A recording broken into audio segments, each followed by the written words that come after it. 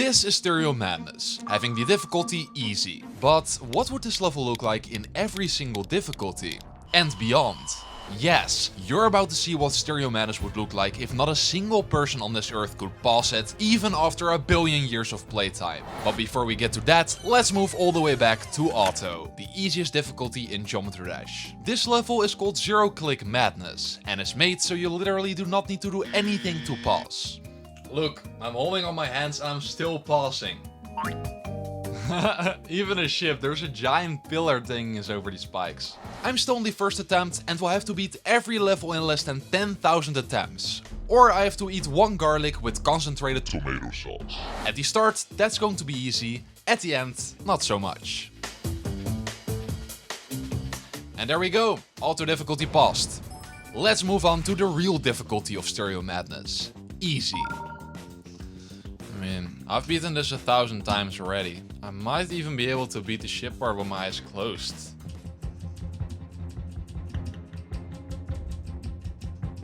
Damn, okay. Let's just get it over with at this point.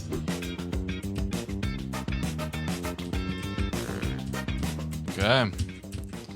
Go. I mean, this challenge is gonna be a piece of cake. Let's swap to the right again to reveal Jelly Madness. The creator coded an entire system inside this level to change the game's physics, with more than 10,000 triggers being used to turn Stereo Madness into a jelly-like substance. Every time you now jump on an obstacle, it will behave like jello, which makes some jumps a little harder to pass. Okay, I actually died at this level. This staircase, for example, moves down the longer you wait. And take a look at this ship part. Normally being a very wide corridor, now becoming a lot tighter with jelly spikes flying towards the player. I still was able to complete it in just 3 attempts, however. So, let's move on to something harder. Deco Madness, a level that doesn't look like Stereo Madness at all, with you first crashing down into a wasteland with deadly cows that look a little goofy, and experiencing a dangerous chase through the desert with a rally car blasting missiles at you. Still, it has the exact same gameplay as Stereo Madness, but because of the decoration, it's a lot harder to see where to jump. I tried jumping this triple spike for 100 times in the original level versus the decorated one, and died 5 times more here. Alright, let's see if we can also beat this in one attempt. Come on, I believe. Huh? Hey, look, a dinosaur game. It's exactly the same game that pops up when you have no internet. Ah, I died at the triple spike cow. I really wanted to beat it in one attempt, but it's a bit too difficult this time. Yeah, the difficulty from here was quickly ramping up. Nice. And even though we beat the harder version in just a few attempts, the next level, Stereo Insaneness, already was significantly harder. Oh.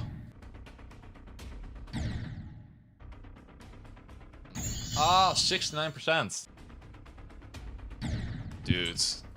Bruh. The insane version of Stereo Madness had tight timings everywhere, and all gameplay being buffed with a lot of extra spikes that were added, with a few annoying triple spike jumps placed throughout the level, causing this to take 30 attempts. Yeah!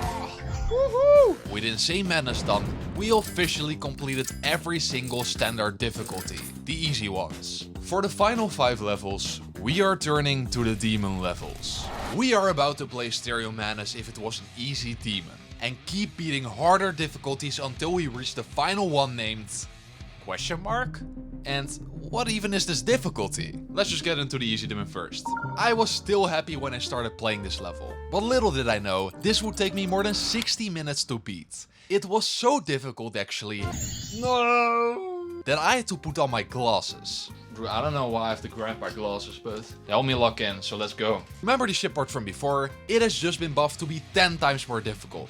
Especially the part at the very end, which was so tight, there was only a single block of space to get between. And no joke, the attempts quickly stacked up from just a few to 10 to hundreds of attempts because of this ship part. The rest wasn't much better. Every single jump here was as hard as a single triple spike. Imagine doing triple spike jumps for 30 seconds in a row. That's what beating the first cube felt to me like at the start.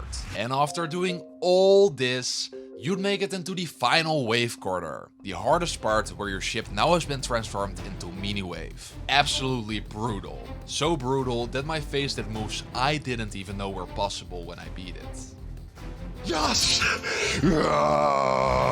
With the easy demon complete after just 334 attempts, there were just 4 levels left I had to beat. I have not played this level before. I've seen the showcase for like 10 seconds. I don't know what to expect. I think we just hold here then, right? Troll Madness. While every level before this was difficult due to tight jumps, this one was different. It tries to trick you in the most annoying ways possible. See this spike? You can't jump over it, since another spike will destroy you that randomly comes into the screen. See the staircase? Instead of holding and passing it with ease, you'll now get blasted into space and die. Every part in the level will trick you, so your brain needs to be set at 100% to remember every single troll inside the level. At the very end, you have the most difficult part where fireballs are added throughout the entire level you can barely avoid, with you also needing to do 3 tasks. First off, collect all coins inside the level. 1, 2... Wait, how do you ever get the third one? Anyways, at the very end you have to beat the final boss Zonk by choosing the right path. He can either go up or down, it's basically a 50% chance of survival. Okay, I see. Oh my goodness, I passed it. Okay, and then we died to some random weird moving spike. Great. Oh no, I could just do nothing. Huh?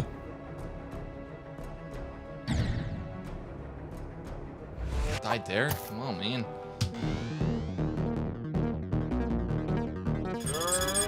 Oh my goodness, that was so close.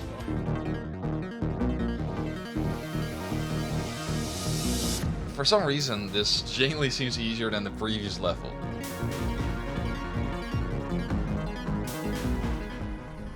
At this point, with the hard demon being defeated after just 378 attempts, I thought I'd genuinely have a shot at beating the final 3 hardest levels. But little did I know how enormous the gap was between a hard demon and an extreme demon. Introducing Stereo Extremeness. While previous levels had a triple spike at the start, this one has a quadruple spike, for which you have 0.02 seconds to pause it. When I started playing the level, the first 30 attempts I died at this single click. I'm not kidding. The entire cube section is filled with these super tight jumps, buffed to barely be doable, for which you need to click as late as possible to even have a chance. After doing these weird yellow pad jumps with orbs that blast the player downwards, you reach the ship part. And oh boy, everything now is as hard as you can imagine. You got some of the weirdest ship gameplay in existence, where you need to do super small clicks to pause and straight fly. Keep your ship as straight as possible on half of the level, or you die a brutal death.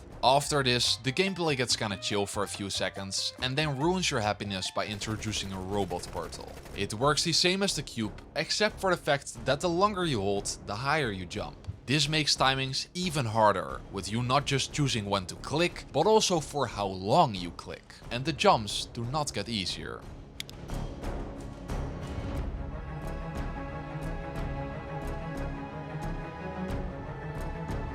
Finally, you reach the end by doing even more straight fly in Miniship, which is more sensitive to your inputs. And to top it off, a wave corridor of death at the end.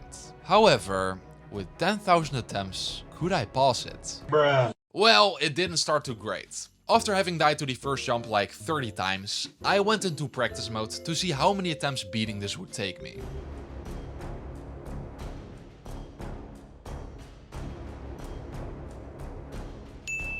Yes! 727 attempts in practice mode, which quickly rose up to 1000 attempts after seeing how far I could get by playing from the start. Boom! Which wasn't very far. In 1000 attempts, I only managed to get 11% as my best attempt. And the more attempts I got, the quicker I realized this was a completely different beast. After playing this level for 9 hours straight and using practice mode as little as possible, I only got a few new bests and went permanently insane. At attempt 8900, I achieved my best run. 21%. I've never seen someone as happy as me after getting 21% on a level.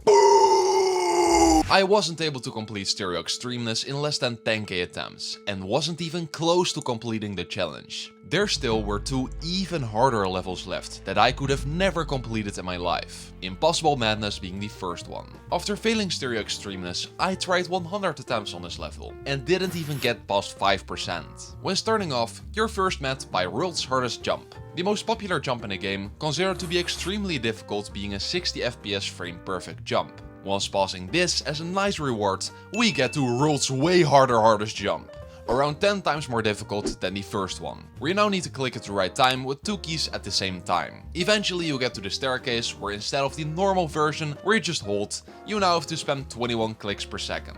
Which is more times than the person who set the click world record. Oh my god, we got 21, holy oh my god. This level has the difficulty Grandpa Demon for a reason. How did we ever go from Stereo Madness with some of the easiest jumps in the game to the absolute hardest type of gameplay imaginable? University level mathematics. You need to answer these questions perfectly without making a single mistake while doing some frame perfect wave spam. The hardest part of the level is at the very end near the coin route, which has to be buffed to a difficulty so hard, even the #1 player in the game, Zoink, would not pass this in a million attempts. There's no way anyone will ever beat something like this. Somehow though, there's one more level that had to be played. The hardest Stereo Madness version ever made, containing Geometry Dash's first godlike difficulty, named Stereo Madness Nerve.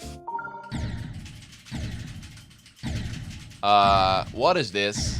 This level has the most impossible cube gameplay, with almost every click being frame perfect. Ship gameplay has been turned into whatever this is. Like, why is the ship upside down? And to top it all off, the most extreme wave spam imaginable, once you think you finally beat the level. This is how playing it would sound in real life.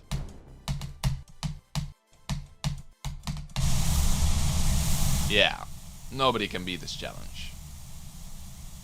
Anyways, I need to fulfill my promise, so let's go right in. Oh, I don't know if this is healthy.